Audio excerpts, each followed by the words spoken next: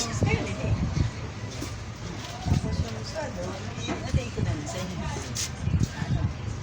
Eh, kaso, bigyan din natin sila ng chance.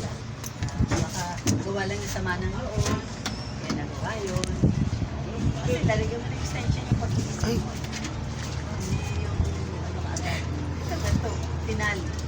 Hindi. So, tingnan natin muna. Wala talagang Respeto magawa muna ng natin. Kung dito, ayaw, ito. okay.